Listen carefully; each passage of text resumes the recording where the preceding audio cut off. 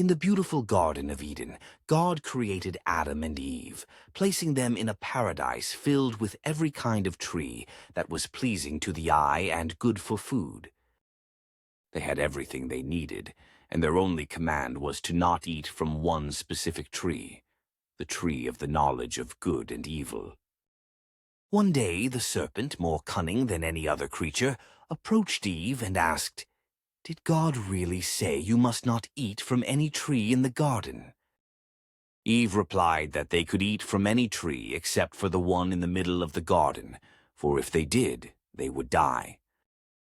The serpent deceived her, saying, "You will not surely die. God knows that when you eat of it, your eyes will be opened, and you will be like God, knowing good and evil." Tempted by the promise of wisdom and power, Eve looked at the fruit. It was good for food, pleasing to the eye, and desirable for gaining wisdom. She took some of the fruit and ate it, then gave it to Adam, who was with her, and he also ate. Immediately their eyes were opened, and they realized they were naked. They felt shame and made themselves loincloths out of fig leaves.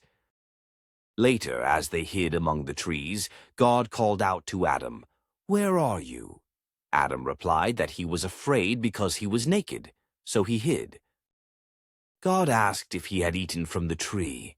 He commanded them not to eat. Adam blamed Eve, saying, "The woman you put here with me, she gave me some fruit from the tree, and I ate it."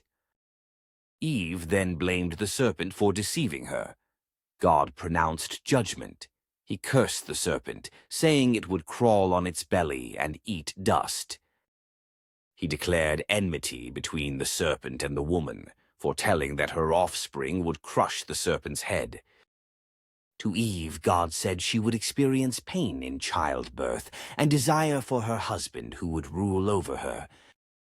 To Adam, he declared that the ground was cursed because of him, and he would toil for food all his life, facing thorns and thistles.